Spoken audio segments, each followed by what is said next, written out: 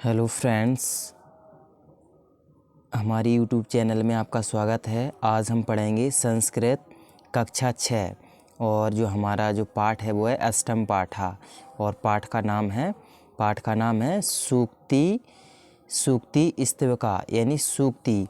अब क्या होती है सूक्ति, तो देखिए सु प्लस उक्ति यानी सु मतलब अच्छे से, उक्ति मतलब बात या अच्छी बात है। तो सूक्ति का मतलब होता है अच्छी बात है। और हमारी जो पहली सूक्ति है वो पहली सूक्ति क्या है कि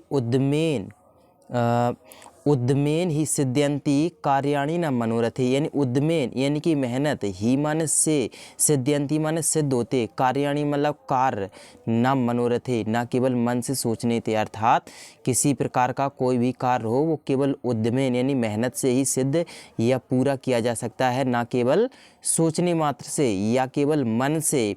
ना ही सुप्तस्य सिंहस्य प्रविशन्ति मुखे मृगा।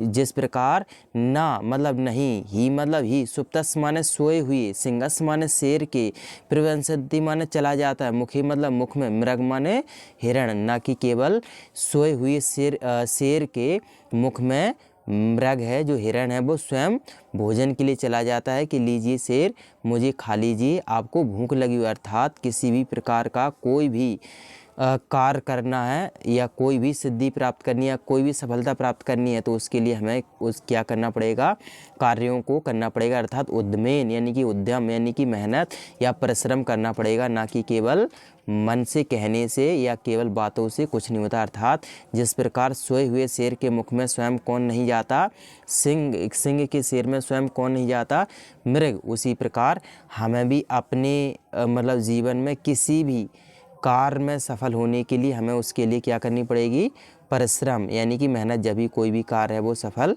होगा। दूसरा हमारा जो सूक्ति है वो है पुस्तके पठिता पाठा, यानी पुस्तक में पढ़ी गई पाठ यानी कि ज्ञान, जीवने न साधता, यदि आपने जीवन में उसको धारण नहीं की, अर्थात जीवन में अमल नहीं की, किम भवेत तेन पाठेन जीवने योना सार्थका, तो आपके उस पढ़े यानी उस पढ़े हुए पाठ का क्या मतलब, जीवने योना सार्थका, जो आपके जीवन में कोई सार्थकता ना लाए, कोई भी प्रयोग ना लाए, कोई भी आपके लिए उपयोगी ना हो, ऐसा पाठ पढ़ने का क्या फ़ायदा। यानी पुस्तक से पढ़ी गई ऐसे पाठ, ऐसी विद्या जिसका कोई भी मतलब नहीं, जिसको यदि आपने जीवन में अमल नहीं किया।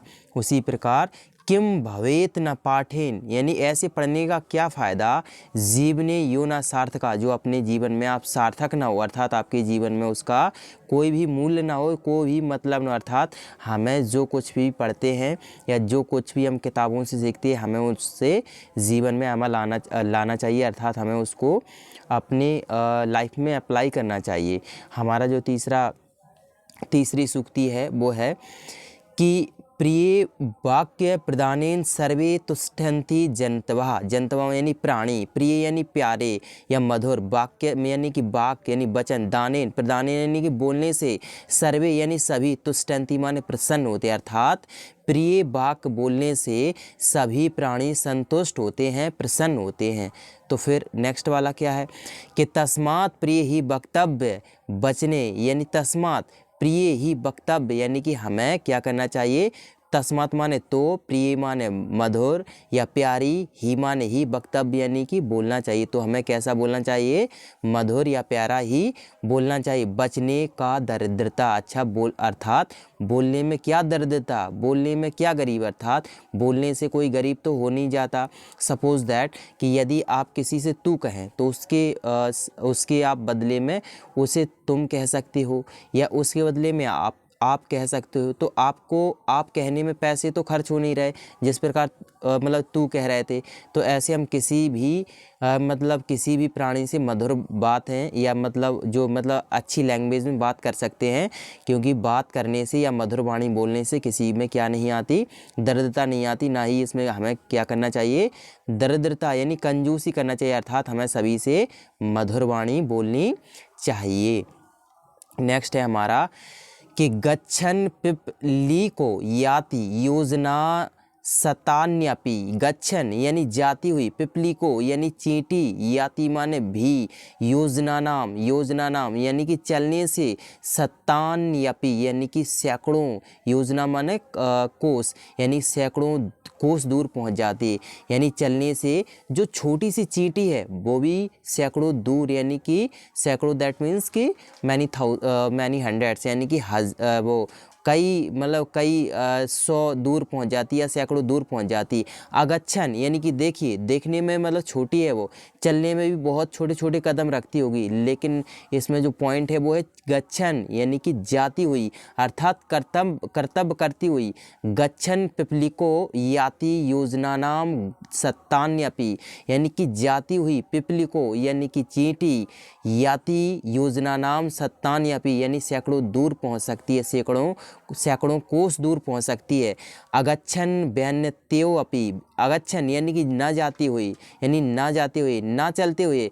व्यन्यते का मतलब है कि पक्षियों का राजा, अर्थात गरुण। अपि माने भी, पद्म एकम ना गच्छति यानी कि ना चलते हुए भी, यानी कि ना चलने पर पक्षियों का राजा जो उड़ने में सबसे तेज़ होता है, यानी कि जो मतलब जो बादल होते हैं या जो बद्दल छाए रहते हैं उससे ऊपर भी उड़ने की हौसला या दम रखता है, वो भी यदि ना चले तो बेतैन्यपि यानी कि जो पक्षियों का राजा गरुण है या बाज है, पदम एकम न गच्छति तो एक पद या एक कदम भी वह नहीं पहुंच पाएगा, अर्थात एक कदम भी वह नहीं जाएगा। अर्थात हमें अपना कर्तव्य है वो निरंतर करते रहना चाहिए, अर्थात हमें अपने जीवन में हमेशा आगे बढ़ते रहना चाहिए। अर्थात हमें अपने जीवन में क्या करते रहना चाहिए, गो अहेड, अर्थात आगे बढ़ते रहना चाहिए, क्योंकि चलने पर छोटी सी जो चींटी है वह भी सैकड़ों कोस दूर पहुंच सकती है, और ना चलने पर जो पक्षियों का राजा बाज जो उड़ने में इतना तेज होता है वह भी एक कदम आगे नहीं बढ़ता। आपने बचपन में छोटी स्टोरी वो सुनी होगी कि कछुआ जो चलने में कितना स्लो होता है, कितना धीमा होता है, लेकिन फिर भी वह निरंतर चलता रहता है। तो एक दिन यानी कि उसकी जो रेस होती है खरगोश से, वो खरगोश को भी पीछे छोड़ देता है, क्योंकि खरगोश है चलती तो तेज है लेकिन चला ही नहीं, अर्थात उससे मेहनत है, परिश्रम है वो की ही नहीं गई। हमारा लास्ट जो दोहा है या सूक्ति है वो है काक कृष्णा पेका कृष्णा, काक कृष्णा पेका कृष्णा को भेद पेक काक्यो, यानी काक यानी कौआ, कृष्ण माने काला यानी कौआ भी काला होता है, पिक यानी कोयल, कृष्ण माने काली यानी कौआ भी काला होता है, पिका कृष्णा यानी कोयल भी काली होती है। को भेदा पिक काक्यो, पिक यानी कोयल, काक्यो यानी कौआ, कौआ और कोयल में फिर क्या भेद है। बसंत समय प्राप्ते काका यानी कि जब बसंत समय आता है, यानी कि जो बसंत में जो कोयल है वो मधुर भाषा यानी मधुर वाणी बोलती है, और कौआ है वो अपनी कर्कश ध्वनि मतलब प्रदान करता है, हमें सुनाता है। बसंत समय प्राप्ते काका काका पिका पिका यानी बसंत ऋतु के आने पर ही हमें काका काका यानी कि कौआ रहता है, और पिका पिका और कोयल है वो कोयल रहती है, अर्थात कौआ है वो अपनी उसी आवाज़ कर्कश वाणी यानी कर्कश जो मतलब आवाज़ है बोलता है काँव काँव की, जबकि जो कोयल है वो अपनी बसंत ऋतु में अपनी जो फूलों के साथ उसकी सुंदरता है वो अपनी वाणी से उसको और सोने पर सुहागा कर देती है, अर्थात अपनी पहचान है वो बसंत ऋतु में बता देती है। अर्थात उसी प्रकार होते हैं पुरुष देखने में मूर्ख है या विद्वान है, बुद्धिमान, इससे मतलब देखने से कुछ पता नहीं चलता। देखने में तो दोनों एक जैसे, शायद है दोनों गोरे हों, दोनों काले हों, सांवले हों, उससे कोई मैटर नहीं करता, लेकिन देखने से तो पता नहीं चलता कि कौन मूर्ख है कौन विद्वान है। लेकिन जैसे ही दोनों पुरुष या दोनों जो व्यक्ति हैं इंसान हैं बोलेंगे, वहाँ पर हमें मूर्ख होगा तो मूर्ख का पता चल जाएगा उसकी बातों से, और जो विद्वान होगा तो विद्वान पता चल जाएगा। अर्थात उसी प्रकार देखने से तो कौआ और कोयल हैं दोनों का रंग है वो एक जैसा, अर्थात काला है, लेकिन वक्त आने पर या उनके बोलने से उनकी गुणों की पहचान होती है कि कौआ कौआ होता है और कोयल कोयल होती है। तो दोस्तों ये हमारा छोटा सा चैप्टर था, ये समाप्त हुआ। इसके अलावा इसके जो प्रश्नोत्तर हैं, क्वेश्चन आंसर हैं जो हम देखते हैं इसे। हमारा जो पहला क्वेश्चन है वो है कि सर्वे जनतवा केन तुष्टंती, यानी सभी जनतवा यानी लोग केन माने किससे, तुष्टंती यानी शांत या प्रसन्न होते, सभी लोग किससे प्रसन्न होते हैं। प्रिय वाक्यानाम या प्रिय वाक्यम, यानी किससे प्रसन्न होते हैं? मधुर वाणी बोलने से। नेक्स्ट है हमारा कि पिक काक्यो भेदा कदा भवति, यानी पिक यानी कोयल, काक्यो यानी कौआ, कोयल और कौए की कौए में भेद कब होता है? तो बसंत समय, यानी कि बसंत ऋतु के आने पर। तो बसंत समय में ये पता चलता है कि कोयल कोयल होती है और कौआ कौआ होता है। इसके अलावा तो जो थर्ड क्वेश्चन है हमारा, का गच्छन योजना नाम सतान्यपि याति। का गच्छन यानी कौन चलते रहने पर, योजना नाम यानी कि कोसों, सतायाम माने सैकड़ों, तो सैकड़ों कोस दूर चली जाती है, पहुंच जाती है, तो वो है पिपीलिका। पिपीलिका, पिपीलिका दैट मीन्स कि चींटी। तो चींटी चलते रहने पर भी सैकड़ों कोस दूर पहुंच सकती है। और हमने पढ़ा था कि जो मतलब जो कोयल बाज है या गरुड़ है वो ना चलने पर एक कदम भी आगे नहीं बढ़ता, जबकि चलने में तेज होता है। लास्ट क्वेश्चन है हमारा, अस्माभि किम वक्तव्यम, अर्थात हमें कैसा बोलना चाहिए? तो हमें कैसा बोलना चाहिए? प्रिय, अर्थात हमें सभी से मधुर वाणी में बात करना चाहिए। प्रिय वाणी बोलने से हम कंजूस हम गरीब नहीं होती, अर्थात हमें उसमें कंजूसी नहीं करना चाहिए। हमारे जो और आम ना है यानी कि सत्य और असत, जैसे करेक्ट और मतलब ट्रू और फॉल्स कहते हैं।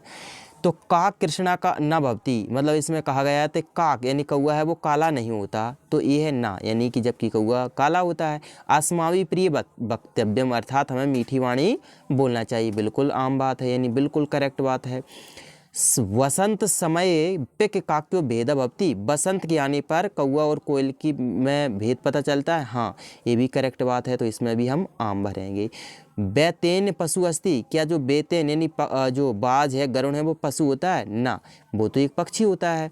बचने दरिद्रता न कर्तव्यम, यानी कि बोलने में हमें कंजूसी नहीं दिखानी चाहिए, ये भी बात हमारी सही है। दोस्तों, ये हमारा वीडियो आपको कैसा लगा कमेंट्स करके ज़रूर बताएं। इसके अलावा हमारा वीडियो पसंद आया तो उसको प्लीज़ लाइक करें और हमारे चैनल को सब्सक्राइब करें। Thanks for watching.